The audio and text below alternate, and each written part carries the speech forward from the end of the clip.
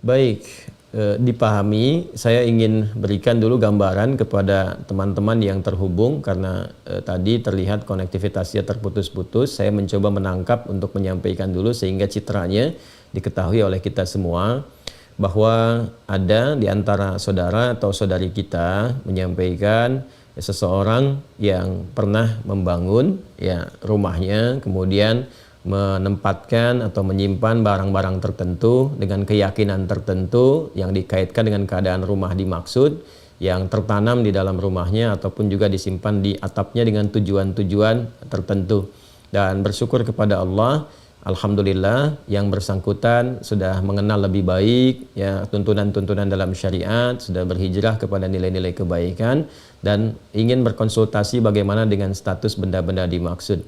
Saya ingin menyampaikan bahwa di dalam Islam tidak ada tuntunan-tuntunan yang mengaitkan kekuatan-kekuatan kepada benda-benda tertentu yang memberikan manfaat atau madarat selain semua tumpuan kita kepada Allah.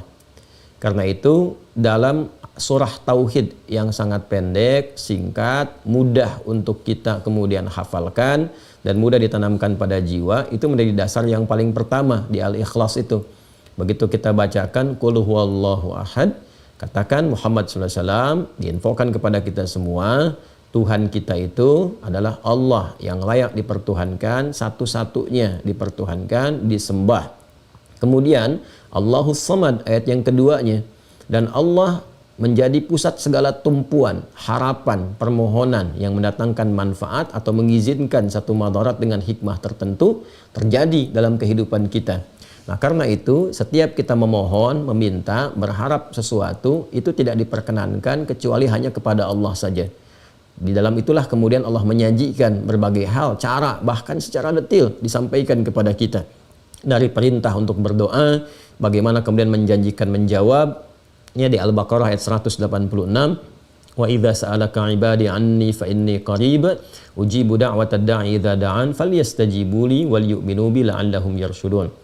Nah, jika hambaku mencari untuk mendekat kepadaku, ada permohonan tertentu, kata Allah Subhanahu wa taala, sampaikan Muhammad sallallahu alaihi wasallam, ya aku begitu dekat, kalau hambaku berdoa pasti aku kabulkan. Kalau ada permohonan pasti aku berikan jalan, kan? Dalam konteks apapun, dalam pekerjaan, ingin mendapatkan rezeki, dalam keadaan rumah ingin diberkahi, kan yang punya berkah itu Allah, kan?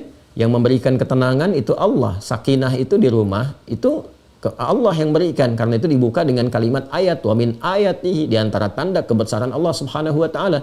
Quran surah ke-30 ayat 21 itu. Jadi kalau di rumah ingin mendapatkan ketenangan, sakinah, tidak ada gangguan, gak ada macam-macam, kemudian mawaddah, rizkinya mengalir bagus, ya, bermanfaat rumahnya, rahmah, ada cinta kasih yang dalam di dalamnya untuk keluarga besar, itu yang punya siapa? Sakinah, mawaddah siapa? Rahmah siapa? Allah, gak ada yang lain. Jadi kalau kita mau minta, mintanya ke Allah, dan jangan sampai meminta kepada Allah ya dengan cara-cara yang Allah tidak sukai, ya, dengan cara-cara yang tidak Allah ridhai. Karena itulah Allah berikan cara kepada kita. Ada yang bisa memanggil langsung, Allah turunkan misalnya nama-nama terbaik dikenal dengan Al-Asmaul Husna, Quran surah 17 ayat 110. Qulid'ullaha awid'ur rahman ayyama tad'u falahul asma'ul husna. Silahkan minta. Ya, ada yang minta dalam sholat, minta biasa berdoa. Kemudian kalau kita minta pun dengan menggunakan wasilah misalnya, boleh. Itu ada di Quran surah kelima, ya, Al-Maidah ayat 35. Ya ayyuhalladzina amanu taqullaha wabtaghu ilaihil wasilah. Hai orang-orang beriman, tingkatkan takwamu kepada Allah dan cari wasilah, silahkan untuk mendekat kepada Allah, untuk memohon dan untuk mengabulkan apa yang kamu harapkan selama bermaslahat dan baik. Apa di antara wasilah-wasilah dimaksud? Bisa dengan amal-amal kita, lewat sholat, lewat sholawat pada Nabi sallallahu alaihi wasallam, atau kita mengundang orang soleh misalnya untuk mendoakan, boleh. Ya, alih-alih menanam sesuatu, datanglah kemudian kita ke orang soleh, kiai, ustadz tertentu, ya kan? Datang ke rumah, minta diberikan pencerahan, ya kan?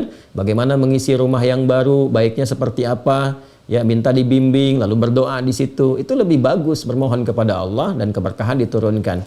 Adapun menyimpan hal-hal tertentu, baik yang ditanam, sifatnya di bawah rumah, disimpan di atas rumah, atau di dalam rumah, benda-benda tertentu. Itu termasuk hal yang sangat berbahaya bagi akidah, harus kita tepikan, karena langsung bertentangan dengan dua hal sekaligus. Ya, yang pertama adalah sifat yang melekat ya pada zat Allah Subhanahu wa taala yang disebut As-Samad tadi. Ya, segala yang bertentangan dengan sifat-sifat kemuliaan, nah, itu sudah terkait dari aspek akidah. Nah, resikonya nanti terjebak kepada syirik. Ya, lawan dari akidah itu kan penyakit terbesarnya syirik. Ya, kalau sudah syirik itu paling berbahaya, nanti berdampak kepada amal. Akhirnya apa yang dikerjakan di rumah itu dari sholat, kan? Kemudian ada baca Quran misalnya atau yang lainnya, sepanjang ada syiriknya itu nggak akan banyak berpengaruh, malah tertutup nanti ya dengan racun syirik itu. Seakan-akan tidak ada guna dari semua itu. Nah, karena itu alhamdulillah sekarang sudah menyadari bahwa itu keliru, tidak boleh dilakukan. Ingat ya, baik yang ditanam, disimpan di dalam rumah, di lemari kah atau macam-macam kah atau di atap rumah sekalipun, nah maka kalau kita sudah bertobat dan sebagainya, buang semua itu. Ya, buang. Kalau masih bisa kita temukan, ya buang, kemudian jauhkan dari kita, gitu kan? Kalau ada yang ditanam, kalau mampu kita dapatkan, ya kita ambil, kemudian buang, hancurkan dan sebagainya. Tapi kalaupun tidak memungkinkan, ya misalnya ditanam nih udah sama pondasi, kalau kita mau buka, gali lagi, bongkar lagi rumahnya, memberikan madarat yang lebih besar misalnya kepada aspek-aspek tertentu yang menyulitkan, maka tidak perlu dilakukan. Yang penting kita hilangkan keyakinannya. Sudah, hilangkan, jauhi, kemudian bertobat dari itu semua, tidak perlu diakses-akses, ingat-ingat lagi, tepikan seluruhnya, kembalikan kepada Allah. Karena saat menyimpan-nyimpan seperti itu, jin nanti ikut ke situ. Jin, ya ada jin yang menyertai kehidupan kita di dalam rumah, namanya dasim. Dasim itu setan rumah. Ya, jin pengganggu dari kalangan setan, ya, setannya dari kalangan jin, sebutannya dasim. Nanti ada 9 jenis ya. Kemarin kan saya baru sebutkan setan yang menggoda wudu walhan. Setan menggoda orang sholat, itu kan khinzib. Nanti ada setan yang memang mengganggu di sekitaran rumah. Dia bisa menciptakan konflik antara suami istri. Itu di surah kedua Al-Baqarah, di ayat yang ke-102. Bainal mar'i wa zauji, antara suami dan istrinya, ya diberikan sifat-sifat buruk, dorongan macam-macam, kadang-kadang dikaitkan ke pekerjaan dan sebagainya. Dia bisa menciptakan ketidaktentraman di dalam kondisi rumah, seakan-akan nyaman padahal itu ada satu bara dalam sekam. Kadang-kadang masuk dalam mimpi, ngasih mimpi buruk atau memberikan was-was ketika masuk ruangan tertentu dan sebagainya. Ya, lalu setelah itu ya mudah hadirkan sesajian, itu pekerjaan jin. Ya, sesajian di dalam rumah atau di luar rumah atau dengan melakukan tindakan tertentu, itu kemusyrikan yang parah nantinya. Karena itu cara untuk mengatasinya, kalau masih bisa diakses, buang sekalian. Ya, kalau tidak bisa diakses atau diakses menyulitkan sekali, sudah cukup hilangkan keyakinannya, bertobat kepada Allah, hilangkan keyakinannya, tingkatkan ibadah kepada Allah Subhanahu wa taala. Nanti dengan sendirinya jinnya akan meninggalkan. Di Quran surah Al-Jin sendiri, surah Al-Jin di ayat yang ke-6 itu jelas Allah sampaikan, wa annahu kana rijalun minal insi ya'udzuuna birijalin minal jinni fazaduhum rahaqa.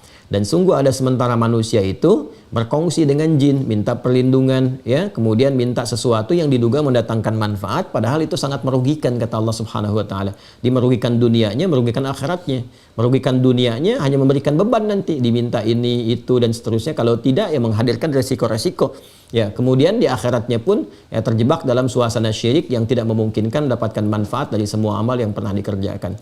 Alhamdulillah saya ikut berbahagia. Semoga dilindungi oleh Allah Subhanahu wa taala, istiqamah. Nanti kalau itu sudah ditinggalkan, yang penting dari keyakinan kita, bertobat kepada Allah, sesali itu semua, tinggalkan itu, ganti dengan ibadah, nanti pengaruhnya akan hilang. Ya, walaupun di awal-awal itu akan terasa, ya ada gejolak-gejolak seperti menahan kita. Tapi kalau kita terus yakin kan, baca ayat-ayat perlindungan. Ya, ayat-ayat perlindungan itu pertama ada yang wujudnya surah Al-Fatihah. Ya, ini untuk melatih kemantapan jiwa dari gangguan-gangguan was-was jin dan semisalnya. Itu ada beberapa ayat-ayat. Satu, surah Al-Fatihah yang 7 ayat ya, dari Bismillahirrahmanirrahim sampai waladhdallin. Kemudian Al-Baqarah ayat 255. Ya, ayat Al-Baqarah ayat 255. Kita kenal dengan ayat kursi. Ya. Kemudian yang ketiga itu 3 muawwadzatain, muawwadzatus salas, ya. Ada 3 surah perlindungan. Al-Ikhlas, Al-Falaq, An-Nas. Al-Ikhlas, Al-Falaq, An-Nas.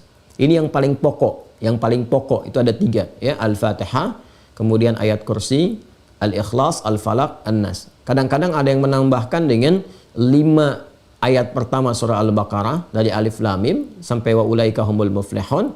Lalu ditambahkan dengan penutupnya Al-Baqarah, la yukallifullahu nafsan illa wus'aha. Itu bagus juga kalau dikomplitkan sampai 5 bagian ini. Jadi kalau mau diurutkan sesuai dengan urutan tertibnya, Al-Fatihah 7 ayat, 5 ayat pertama dari surah Al-Baqarah sampai wa ulaika humul muflihun. Kemudian ayat 255 ayat kursi. Kemudian selanjutnya yang keempat, akhir ayat Al-Baqarah ayat 286. Dan yang kelima bagian terakhir, 3 surah terakhir dalam Al-Quran. Al-Ikhlas, Al-Falaq, An-Nas. Nah, kalau kita konsisten melatih dengan itu, baca, jadikan zikir kita. Kalau terjebak pada yang seperti tadi, pengaruh-pengaruh dan sebagainya, nah itu Allah akan mengangkat.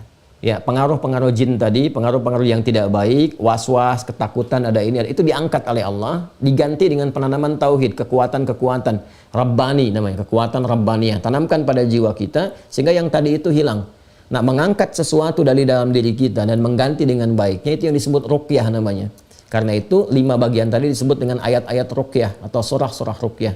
Itu bisa dengan meruqyah diri sendiri, pribadi kita. Dia membiasakan. Jadi mengeluarkan sifat-sifat jelek yang ada dalam diri kita, entah pengaruh dari nafsu atau pengaruh dari was-was setan. Ya, itu dibiasakan juga oleh para ulama. Makanya setiap sholat kan ada surah-surah berzikir kan? Ya, 3 surah terakhir termasuk surah Al-Baqarah 255, ayat kursi itu kan kita pakai lewat zikir. Ya, Al-Fatihah kita pakai, kemudian 5 ayat jika di pembuka Al-Baqarah dan 1 ayat terakhir penutupnya kita pakai juga. Dan yang paling populer kan Al-Ikhlas, Al-Falaq, An-Nas. Ya, itu saya kira yang bisa dilakukan ya Bu. Kalau bisa diakses, ambil barangnya, buang, itu kan, hancurkan. Kalau nggak bisa sama sekali seperti ditanam, ya tidak harus melakukan tindakan yang beresiko lebih besar lagi, ya baik kepada finansialnya ataupun juga kesulitan untuk tinggal atau bahkan merombak memberikan beban lebih. Cukup tinggalkan, sesali, gitu kan, dan jauhkan, lalu mulai meruqyah diri kita sehingga terbebas dari pengaruh-pengaruh benda yang dimaksudkan. Tapi kalau masih bisa diakses, misalnya ditanamnya di sampingnya, yang bisa digali dan sebagainya, buang, karena khawatir nanti ada perjanjian-perjanjian tertentu yang tidak diketahui mengikat pada barang itu, ya kan, yang bisa mempengaruhi kepada tubuh. Ya, tapi kalau sudah tidak sama sekali bisa ditemukan, 5 bagian tadi tolong dilakukan untuk bisa menghadirkan perlindungan dari Allah Subhanahu wa taala dan mematikan ya jaringan-jaringan keburukan tadi yang mungkin hadir di situ yang dimanfaatkan oleh jin tertentu, kalangan tertentu dari was-was syaitan. Saya kira seperti itu, Bu ya. Dan mudah-mudahan keluarga dijaga selalu, istiqamah dalam kebaikan, dan kita semua mudah-mudahan juga kembali kepada Allah dalam keadaan husnul khatimah insyaallah. Wallahu taala a'lam bissawab. Jazakillah khair.